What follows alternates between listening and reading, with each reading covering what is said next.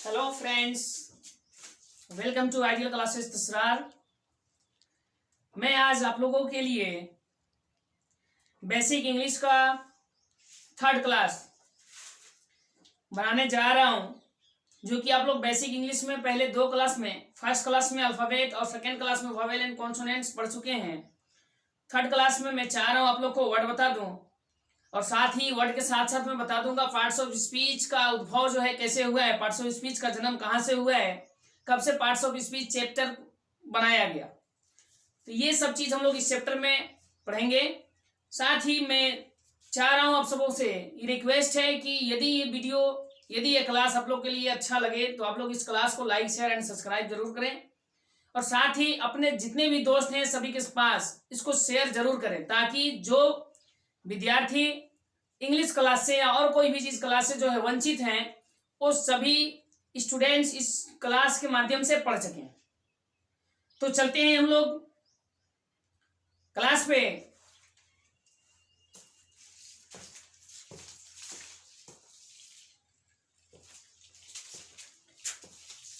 तो चलेंगे हम लोग स्टूडेंट्स, तो हम लोग लिखे हैं वर्ड। तो सबसे पहला क्वेश्चन आता है वर्ड का डिफिनेशन, इसके माध्यम से मैं समझाने का कोशिश करूंगा आप लोग को। तो ये है a well arranged group of letter, a well arranged group of letter which makes a complete sense is called word. यानी ए वेल अरेंज एक व्यवस्थित ग्रुप ऑफ लेटर, एक व्यवस्थित अक्षरों के समूह, विच मेक्स जो एक कंप्लीट सेंस, विच मेक्स जो एक कंप्लीट सेंस पूरा अर्थ बनाता है, पूरा अर्थ समझाता है, उसको बोलते हैं हम लोग वर्ड। कैसे समझेंगे? A well arrange group of letter यानी कि वह अक्षरों का समूह जो व्यवस्थित है और एक कंप्लीट सेंस बनाता है, उसको हम लोग वर्ड कहते हैं। आगे देखेंगे एग्जाम्पल में, एक एग्जाम्पल लिखा गुड और दूसरा का लिखा OOGD। अब इस दो एग्जाम्पल के माध्यम से हम लोग वर्ड को समझने का कोशिश करेंगे। तो वर्ड के लिए ध्यान रखिए, दो कंडीशन होना चाहिए। तो पहला लिखा है कि a well arrange group of letter, एक ग्रुप ऑफ लेटर होना चाहिए, और दूसरी चीज है कोई भी चीज जब लेटर आपस में लिखा रहेगा, उसका जब लेटर का जो है कि ग्रुप रहेगा तो कैसा रहेगा, तो हम लोग उसको लेटर का ग्रुप मान सकते हैं। जैसे कोई भी चीज एक साथ में दे दे, ये इस प्रकार से अगर दे दिया तो यह भी एक मान लिया जाए ग्रुप है। ये ए वेल अरेंज ग्रुप है या नहीं है कैसे पता चलेगा? तो इस चीज को पता करने के लिए हम लोग इसको सेंस को देखेंगे कि इसका यदि कंप्लीट सेंस निकलता है तब वो जो है कि एक अच्छा व्यवस्थित है, ए वेल अरेंज किया गया है, और नहीं अगर इसका कोई सेंस नहीं निकलेगा तो वो अरेंज नहीं किया गया है। जैसे एग्जाम्पल से देखेंगे, सबसे पहला एग्जाम्पल है गुड। तो गुड के लिए मैं बताया किसी भी वर्ड होने के लिए दो कंडीशन को इसको फॉलो करना होगा। पहला कंडीशन है ग्रुप ऑफ लेटर और दूसरा कंडीशन है कंप्लीट सेंस। तो अब देखेंगे कि क्या ये गुड जो है ये दोनों के दोनों कंडीशन को फॉलो कर रहा है या फिर नहीं कर रहा है। पहला कंडीशन में चलते हैं कि सर ये ग्रुप ऑफ लेटर है या नहीं। तो देखेंगे कि इसमें GOOD यानी इसमें एक से ज्यादा लेटर है, इसलिए ये ग्रुप ऑफ लेटर है। ग्रुप ऑफ लेटर का मतलब है कि एक से ज्यादा, मोर देन वन लेटर होना चाहिए, यानी एक से ज्यादा लेटर होना चाहिए। तो इसमें 4 लेटर है, G है, O है, फिर तीसरा में O है, फिर चौथा में D है, यानी टोटल इसमें 4 लेटर हैं, इसलिए हम कह सकते हैं कि ये ग्रुप ऑफ लेटर है।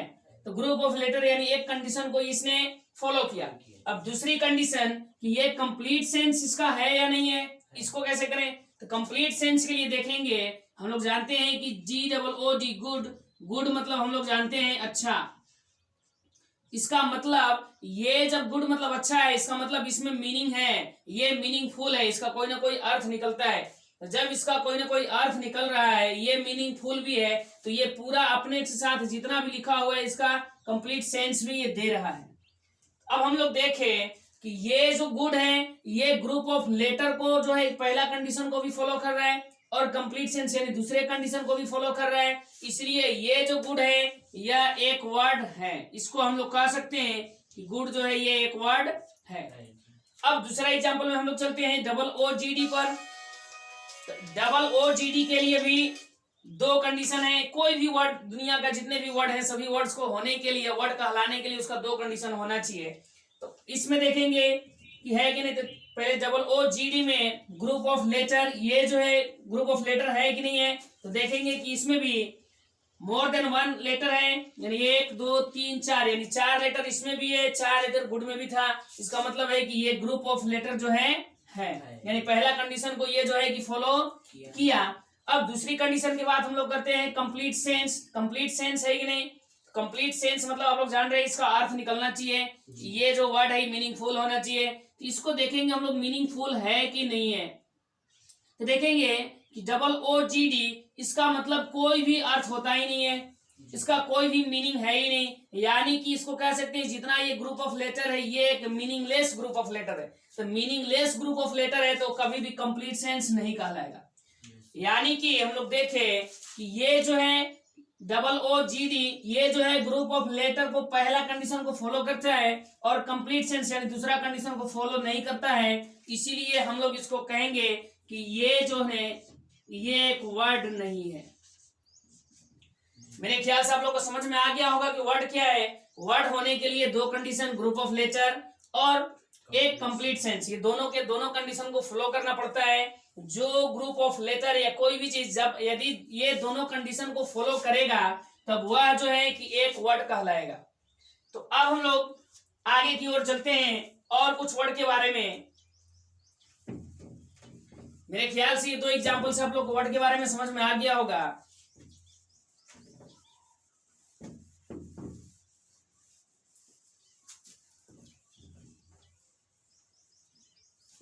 कुछ वर्ड्स ऐसे भी होते हैं जो 2-3 वर्ड्स मिलकर के एक साथ में मीनिंग फुल होते हैं, जैसे है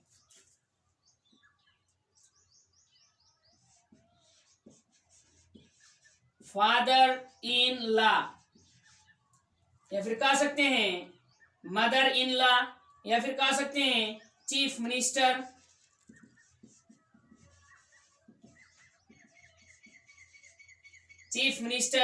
या कह सकते हैं और कुछ वर्ड है वेल ऑफ, और भी हैं वेल टू डू, या कह सकते हैं प्राइम मिनिस्टर,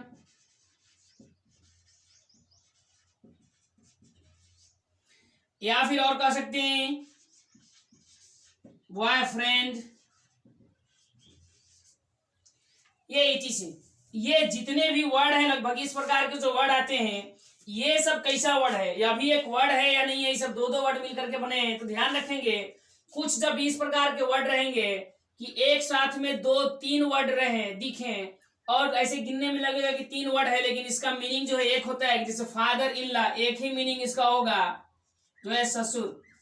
अब सोच लीजिए इधर से दिख रहा है कि 3 वर्ड है, लेकिन हिंदी में जो है कि इसका सिर्फ एक ही सेंस आ रहा है कि ससुर। इधर है चीफ मिनिस्टर, लग रहा है कि 2 वर्ड है, लेकिन इसका हिंदी मीनिंग सिर्फ एक होगा जो है मुख्यमंत्री।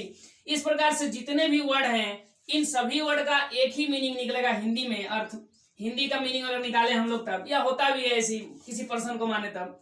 तो अब जो है कि कुछ ऐसे वर्ड्स होते हैं इंग्लिश में,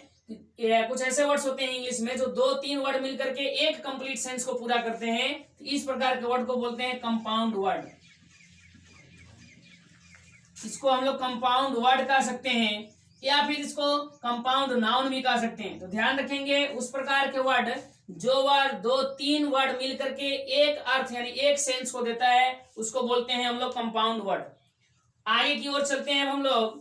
कंपाउंड वर्ड मेरे ख्याल से समझ चुके होंगे।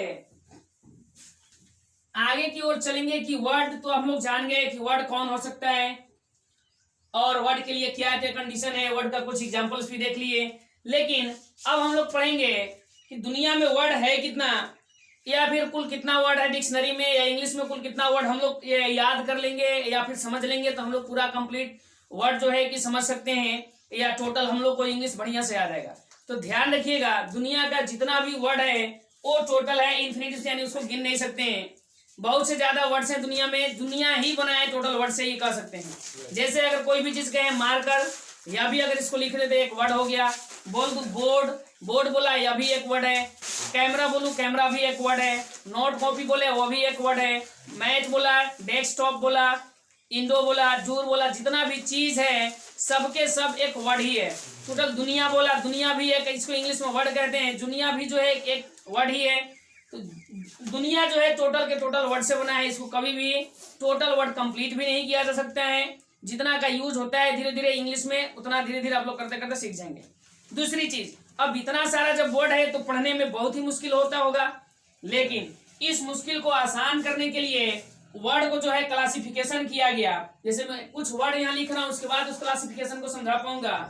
वर्ड में लिख दिया सिंपल वर्ड जो आप लोग जानते हैं पेन, या फिर पेन के साथ में लिख दिया चेयर। कुछ वर्ड्स ऐसे होते हैं जो हम लोग बोलते हैं मैं, तुम या ये सब चीज, तो लिख दिया मैं ही, और दूसरा वर्ड लिख दिया आई। उसके बाद बहुत से वर्ड्स ऐसे हैं जिसको मैं लिख दिया गुड, दूसरा का लिख दिया ऑनेस्ट। कुछ वर्ड्स ऑनेस्ट के बाद कुछ ऐसे वर्ड्स भी हैं जो इस प्रकार के रहते हैं, रीड, गो, कम।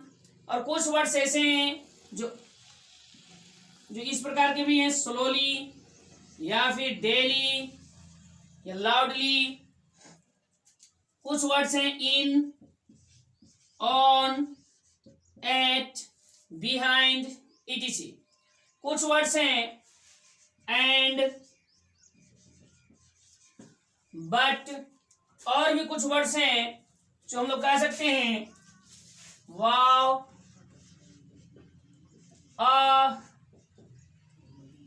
या फाई।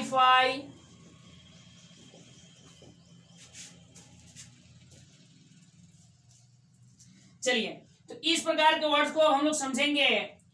इस वर्ड्स को समझने के लिए हम लोग देखेंगे।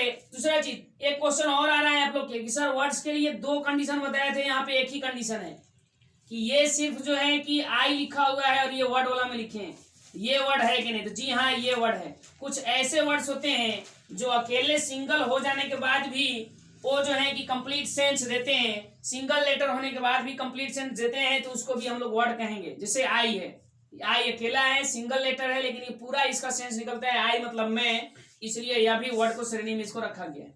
अब हम लोग चलेंगे, हम लोग बात कर रहे थे दुनिया में बहुत से वर्ड्स हैं, उस वर्ड्स को कैसे पढ़ा जाए, कैसे समझा जाए।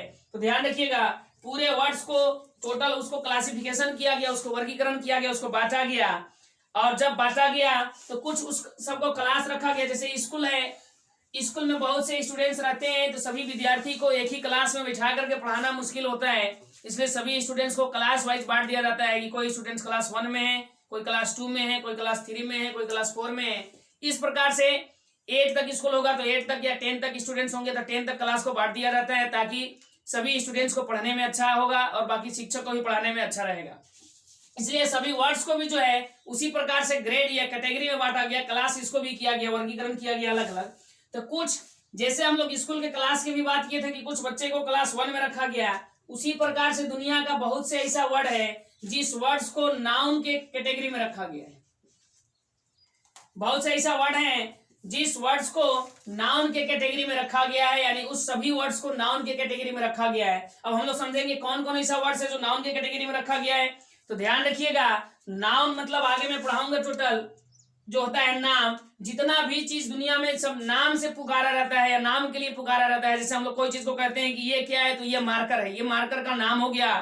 या फिर किसी चीज को कहते हैं ये क्या है, तो ये एक माइक है। या कोई चीज को, कोई वस्तु को देख रहे हैं तो बोलते हैं कि वह चेयर है, जो चेयर होता होगा हम लोग चेयर उसको बोलते हैं। इस प्रकार से जो नाम से पुकारा रहता है, जैसे कोई बिल्डिंग को देख लिए तो हम लोग किसी बिल्डिंग को स्कूल कहते हैं, किसी बिल्डिंग को जो है कि हम लोग मीनार कहते हैं, किसी चीज इमारत जो बनी है उसको हम लोग बंगला भी कहते हैं। तो सबका अलग अलग ये चीज है। तो जिसका नाम जिस नाम से पुकारा जाता है उस सभी नाम वाले वर्ड को, नामिक वर्ड को हम लोग नाउन बोलते हैं, ये चीज। अब दूसरा चीज है कि ही, आई है, इसमें और भी वर्ड हम लोग बहुत सारा चीज जोड़ सकते हैं। ही है, आई है, यू है, एनीबॉडी है, समबॉडी है, नोबॉडी है, नो वन है। ये सब जितने भी वर्ड हैं जो नाउन के बदले में आते हैं या फिर नाउन की रिपीटेशन को रोकते हैं, तो उन सभी वर्ड को हम लोग प्रोनाउन कहते हैं। प्रोनाउन कहते हैं जो नाउन के बदला में आएगा या फिर नाउन की रिपीटेशन को रोकेगा। जो नाउन की रिपीटेशन को, यानी बार बार जहां नाउन लगता है, जैसे हो गया कि राम एक अच्छा लड़का है, फिर आगे बोलूं कि राम बहुत अच्छा पढ़ता है। फिर मैं बोलूं कि राम अच्छा गाना भी गाता है, तो ये बार बार राम राम जो आ रहा है, तो इस जगह पर एक बार सिर्फ राम आएगा कि राम एक अच्छा लड़का है, वह बहुत अच्छा पढ़ता है, वह बहुत अच्छा गाना गाता है। यानी नाउन की रिपीटेशन को रोक रहा है ये वह। तो जहां पे नाउन की रिपीटेशन को जो वर्ड रोकता है या नाउन के बदला में जो वर्ड आता है, उस वर्ड्स को हम लोग बोलते हैं प्रोनाउन। नेक्स्ट हम लोग चलेंगे, कुछ वर्ड्स ऐसे हैं जिस वर्ड्स को एक एडजेक्टिव कैटेगरी में रखा गया है, जिसका नाम है एडजेक्टिव। ध्यान रखेंगे, इसको एडजेक्टिव नहीं पढ़ेंगे। जो भी डी या जे रहता है ये चीज, इसको जा पढ़ते हैं, सिर्फ इसको पढ़ेंगे एडजेक्टिव। आगे देखेंगे एडजेक्टिव किस कौन कौन से वर्ड्स को एडजेक्टिव की कैटेगरी में रखा गया है। तो ध्यान रखेंगे, वह वर्ड जो नाउन और प्रोनाउन दोनों को विशेषता बताएगा, यानी उसकी विशेषता को बताएगा, उसके गुण को या अवगुण को बताएगा, उसका मेरिट या डिमेरिट को बताएगा। जैसे राम एक अच्छा लड़का है या तुम एक बुरे लड़के हो। एक अच्छा लड़का बताया, एक बुरा लड़का बताया। जो अच्छा या बुरा या गुड, ऑनेस्ट या जो भी बहुत सारा ऐसा वर्ड है, जो बैड है या गुड्स कह सकते हैं, टॉल कह सकते हैं, फैट कह सकते हैं, स्मॉल कह सकते हैं। ये सब जो भी एडजेक्टिव बताते हैं, जो भी नाउन या प्रोनाउन का विशेषता बताएगा, गुण बताएगा, उसको बोलते हैं हम लोग एडजेक्टिव। नेक्स्ट, कुछ ऐसे वर्ड्स हैं जैसे हम लोग काम बोलते हैं, जो काम को शो करते हैं। जैसे मैं अभी पढ़ा रहा हूं, आप लोग पढ़ रहे हैं, कोई जा रहा है, कोई आ रहा है, कोई खा रहा है, कोई हंस रहा है, ये सब काम है। तो वह वर्ड जो काम को शो करेगा, जो एक्शन को शो करेगा, स्टाइल को शो करेगा, उस वर्ड्स को हम लोग वर्ब के कैटेगरी में जो है कि ग्रामर के रूप में रखा गया है। वह वर्ड जो काम को शो करता है, जो स्टाइल को शो करता है, उन सभी वर्ड्स को वर्ब की कैटेगरी में रखा गया है। नेक्स्ट है, कुछ और भी वर्ड्स हैं जिस वर्ड्स को जो है एडवर्ब की कैटेगरी में रखा गया है। एडवर्ब, ध्यान रखिएगा एडवर्ब क्या है। तो एडवर्ब में उस नाउन है, उस वर्ड्स को रखा गया है जो वर्ड जो है कि एडजेक्टिव या वर्ब, सिर्फ ज्यादातर वर्ब को, जो वर्ब को एडवर्ब को और आगे में पढ़ाऊंगा इसका जब एडवर्ब, तो टोटल से बताऊंगा। एडवर्ब जो है कि नाउन और प्रोनाउन को छोड़ करके बाकी सभी को जो है कि ये एडजेक्टिव को भी छोड़ करके बाकी सभी को ये जो है क्वालिफाई करता है, वर्ब को भी। ये भी जैसे कि मैं बोला कि वह पढ़ता है, अब मैं बोल दूं कि वह स्लोली पढ़ता है, यानी वह धीरे धीरे पढ़ता है। अब मैं बोल दूं कि वह डेली पढ़ता है, यानी प्रतिदिन पढ़ता है। अब मैं बोल दूं कि कोई बोलता है और कह दूं कि वह लाउडली बोलता है, यानी जोर जोर से बोलता है। ये जो है कि पहले बोला कि वह पढ़ता है, अब कह दिया कि वह स्लोली पढ़ता है, यानी धीरे धीरे पढ़ता है। ये सब जो वर्ड हैं, वह पढ़ता है, अब कह दूं कि वह डेली पढ़ता है। ये सब जो वर्ड हैं, उन सभी वर्ड्स को एडवर्ब की कैटेगरी में रखा गया है। नेक्स्ट है, और भी कुछ वर्ड्स यहाँ पे लिखे हुए हैं। इन है, ऑन है, एट है। इन मतलब में, ऑन मतलब पर, एट मतलब भी पर। तो ध्यान रखेंगे, कुछ ऐसे वर्ड्स हैं जो नाउन दो नाउन के बीच में जो है संबंध को बनाता है, रिलेशन को शो करता है। जैसे मैं कह दूं कि पोडियम पर नोटबुक है, यानी मैं बोला पोडियम पर